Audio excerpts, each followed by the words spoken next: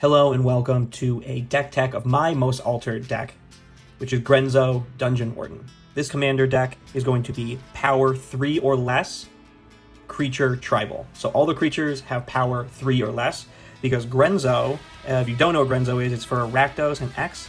He's a 2/2 that comes in with X+1/+1 counters on it. We will always cast him for 3 mana total, so he comes in with a +1/+1 counter. Then if you pay 2, his activated ability is you mill the bottom card of your library into your graveyard. And then all in one action, there's no time to interrupt it. He checks to see if the power is 3 or less, because that's where we're always going to play him. And if so, the creature comes right onto the battlefield. All of this is a very strange way to play Magic. Another way that I put myself in a disadvantage, I guess, because I want a little challenge with this, is I'm playing no tutors. So no fetches, no actual demonic tutors, no incidental tutors. This is bracket 4. Even though I'm not running any tutors, I think the deck is so good without it. It's just pure value. And I'm going to run through and show you all the altered cards I have in this deck. So, the thing that Grenzo always wants to see is a card called Hearthstone. Hearthstone reduces all creatures' abilities on the entire battlefield by 1. So that means Grenzo now activates for 1 mana. You're just doubling up how many times he can be activated. And we make a good amount of mana in this deck to activate him as many times as possible, so Hearthstone is like perfect. If these two are on the battlefield, you are very much not getting out of this. Cards that are really good in this deck, we are going to run the Cauldron of Eternity. So this artifact says if any creature would go to the graveyard from the battlefield, instead I put it on the bottom of my library. So then I just get to activate Grenzo again. So anytime a creature goes to the graveyard, instead I can pay 2 mana to put it right back out into play. You can loop so many cards with that, especially if you have something like Ashnod's Altar. You infinitely can now loop any creature you have in the deck. So if you have like a Grey Merchant of Asphodel, it doesn't matter how many other cards, you're at least doing it for 5. But you're infinitely bringing Grey Merchant to the graveyard, onto the bottom of your library, and then activating Grenzo to put him back onto into the battlefield. That is a great way to do anything. You also have things like if you don't have Ashnod's Altar, you add a Workhorse. It comes in with 4 +1/+1 counters. And then if Workhorse would die once it makes 4 mana, it goes to the bottom of your library. Things like Hoverstone Pilgrim. I'm sorry, not Hoverstone Pilgrim. Things like Pitiless Plunderer will give you an extra mana. So now for 4 mana, you are killing off the Workhorse, putting it on the bottom, and 2 of that mana, you're putting it back on. So you're making infinite mana this way, you're making infinite colored mana with this.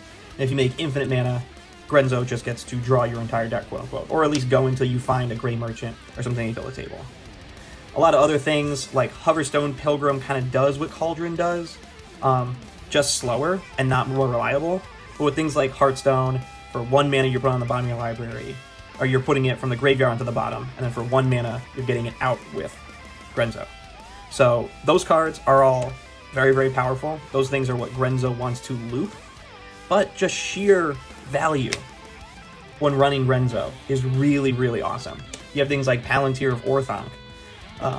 If you, at the end of your end step, either you draw a card after you scry 2, which scrying is really broken in this deck, and then you either draw a card, or you're damaging a whole ton of life to another player, but it doesn't matter because all you're trying to do is scry. Scrying 2 at the end of every turn, your turn is so good. You have things like Tel Jalad Stylus. Tel Jalad Stylus puts any permanent on the bottom of your library. Someone's trying to kill a creature that you want it to go on the bottom of your library, put it on the bottom of your library, and then get it back out with Grenzo. Same thing with, you're just doubling up on any of your ETBs. You're going to see a lot of ETBs in this deck. You have things like Fire Prophecy, Volcanic Spike. Those are literally just, what is it, Searing, or Lightning, not Lightning Bolt, it's the one for 2 minutes. A Lightning Bolt. Does 3 damage to any target creature, Planeswalker. This one does the player, I believe. No, just a creature. So you kill a creature, and then you get to put any card from your hand on the bottom of your library and then draw a card. But you're going to put a creature that you don't want to pay its actual mana cost. This deck runs at instant speed almost exclusively. If you're playing a ton of cards at sorcery speed, you're behind. What you want to do is take cards from your hand, put them on the bottom of your library, and then activate Grenzo to put them out at instant speed, or in reaction to anything. At the end of someone's turn, it's a great way to put in a bunch of power. Things like Skeleton Crew. It's a great card that whenever any creature card leaves my graveyard, make a 2/2 black skeleton, and then all skeletons get +1, so it's like a 3/3. So if this is out, every time I get a creature with Grenzo and it comes out, I'm also making a 3/3. Having tokens to sack in this deck are really good. You know, Ashnod's Altar, so every time that a zombie's coming out, you can then sack the Ashnod's Altar to activate Grenzo, so it's kind of like every creature you hit, you get 2 Grenzo activations. It's pretty nuts. Pretty nuts. Skeleton Crew, good card. Other things that just take your hand and put them on the bottom. Valakut Awakening, Into the Fire. Both say, hey, take any number of cards from your hand, put them on the bottom of your library, and then draw that many cards. What you want to be doing is drawing like mana rocks and mana and instant speed counter spells and stuff, because all the creature cards are gonna be should be on the bottom of your library, and you activate Grenzo, get them right back out. These are just good cards in Grenzo. Soul Enervation, kill something that's bothering you, like something that messes with your graveyard, like a Dothy Voidwalker, a Draeneth Magistrate, that's stopping you from playing this. But then whenever any creature card leave your graveyard, each opponent loses a life and gain a life. It's just a little bit of life gain, or life loss and life gain. But if you are looping a creature back and forth, because there's a lot of ways to loop one creature infinitely from your graveyard to your battlefield. But if you're doing that and you're not netting anything, at least this will help you kill someone. These are... The next pile of things are cards that are just really good for Grenzo. We need sack outlets, so we're running Low Strider and Viscerus here. You need lots of mana, so we're running Soldevi Adnate and Illuminor Caesaris. So these cards kind of do the exact same thing. You sack a creature, and then you make black mana equal to it. A lot of creatures have an ETB ability, and then you just kill them off to activate Grenzo even more. You have things like Pawn of Ulamog. You have Payless Plunderer, like I said before. So when things die, a lot of sack outlets, when things die, you're making a treasure, you're making an Eldrazi spawn.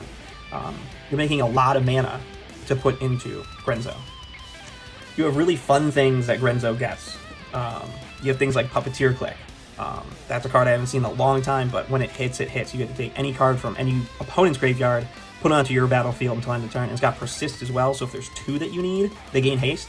You can sack Puppeteer Click, comes back, so you get 2 of them with haste, and it's a way to finish games, really. You can grab someone's giant dragon or something. You have 2 more ways, so that's 3 ways of putting target card on the bottom of your library, or from your graveyard onto the bottom of your library. That's incredibly good for us. That's like all we want to do. We're continually doing that. We're sacking a creature, putting it on the bottom, getting as many ETBs as possible. You have things like Bronze Walrus. Doesn't seem that great, but when it ETBs, I get a Scry 2, so that could set up a really, really powerful creature on the bottom. And then it's a mana dork, so it just goes right into this. Same thing with Palladium Mirror. This literally is just an activation for Grenzo. And we just want as much mana as possible. We're making lots and lots of mana.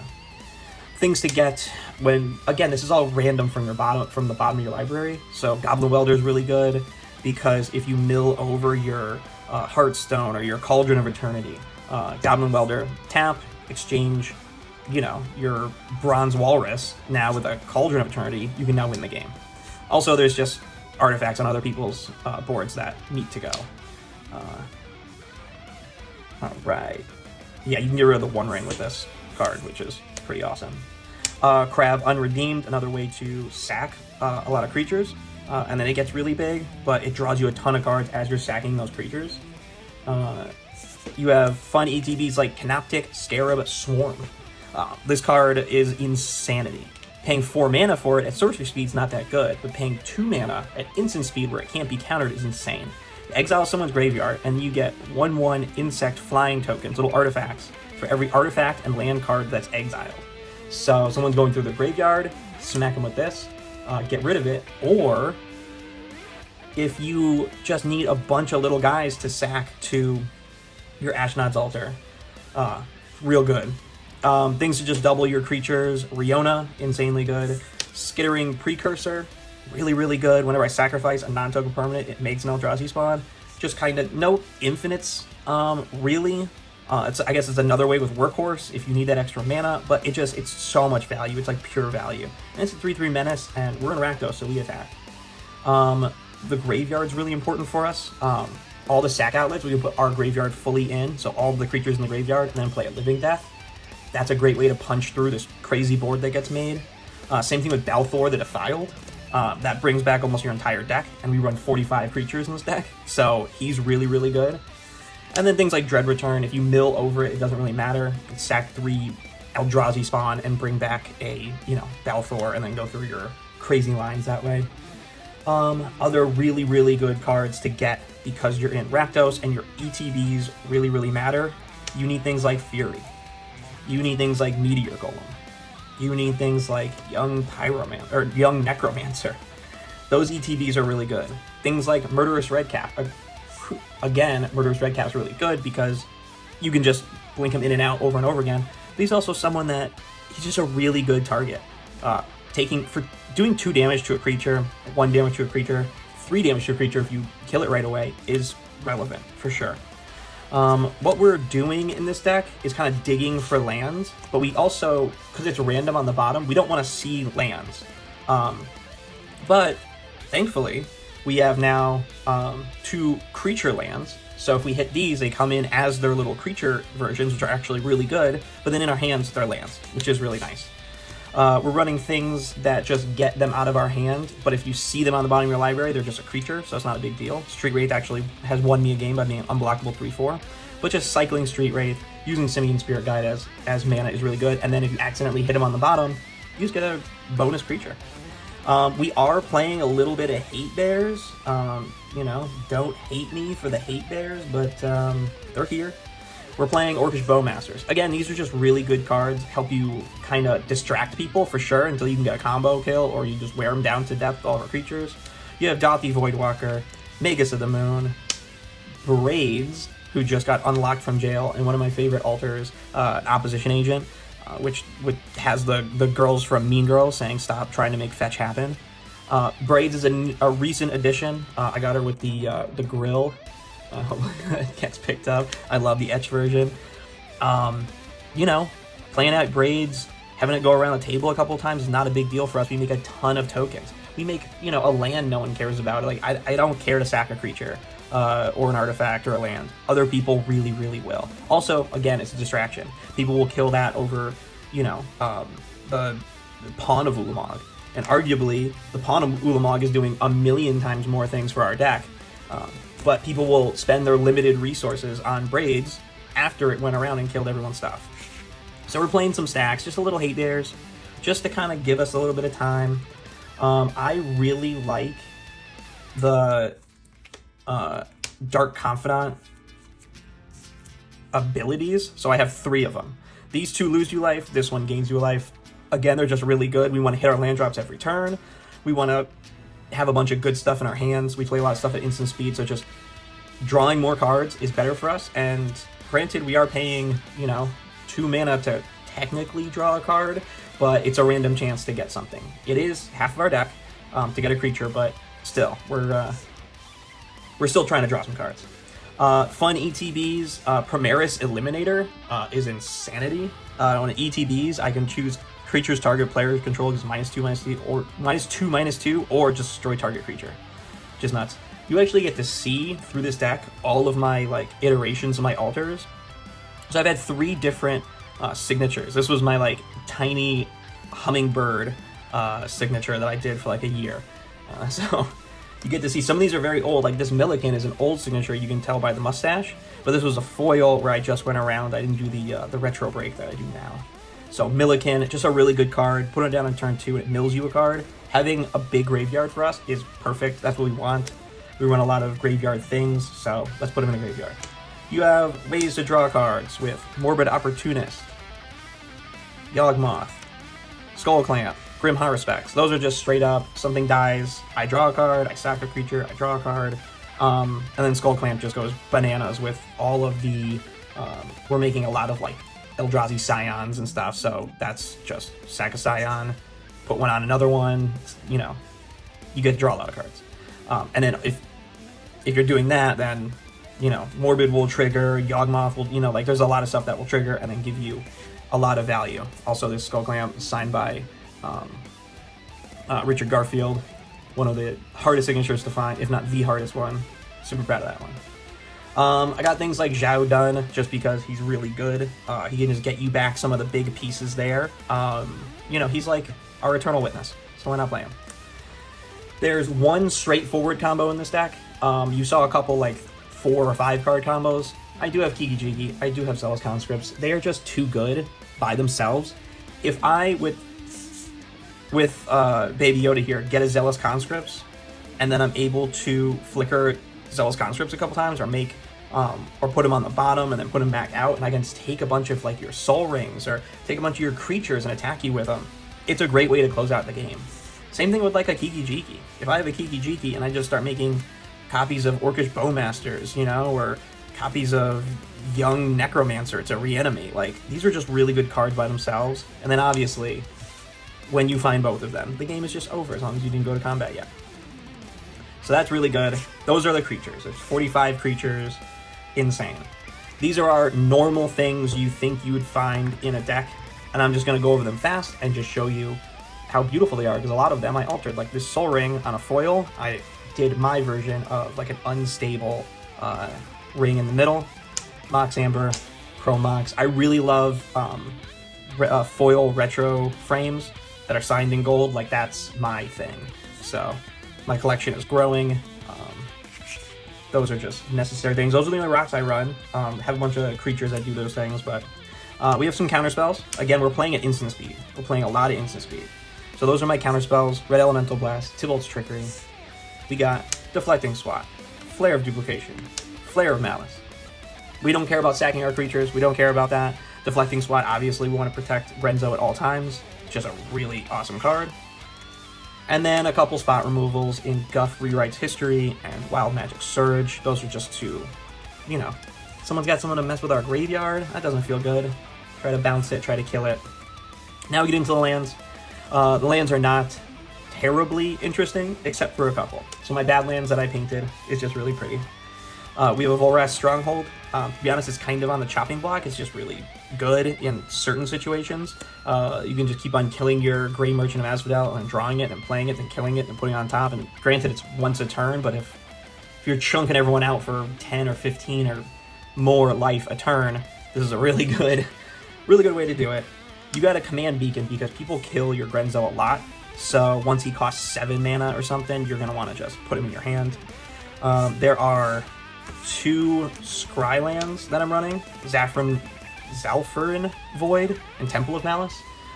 So those are just Scry. Scry is very important in this deck. You want to take the big creature from the top of your deck, like your Kiki Jiki, put on the bottom, so then you could just bring it back out. You have as many dual lands that make sense in here. Luxury Suite, Sulphur Springs, you have this Seer Step, Blazemire, City of Brass, Plaza Heroes, Urborg. I got Dracula's Tomb, which is really cool. Dragon Skull Summit, Blood Crypt. Again, like, I'm trying to make them as cool looking as possible. I just never want to be out of mana in this 2-colored deck. We got Command Tower, beautiful Mana Confluence, Gemstones, Exotic Orchard, Forbidden Orchard. I mean, like, I am running so many cards that just make every mana, because I just don't want to ever have to mulligan a hand because it doesn't make red mana. Then we have a good amount of basics. This deck is not terribly concerned about having powerful lands.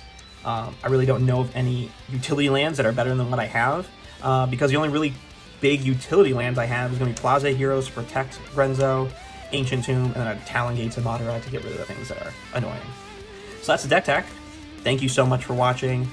This deck is very, very altered, very signed. I think it's a labor of love I've had. I've had this deck for close to a decade now.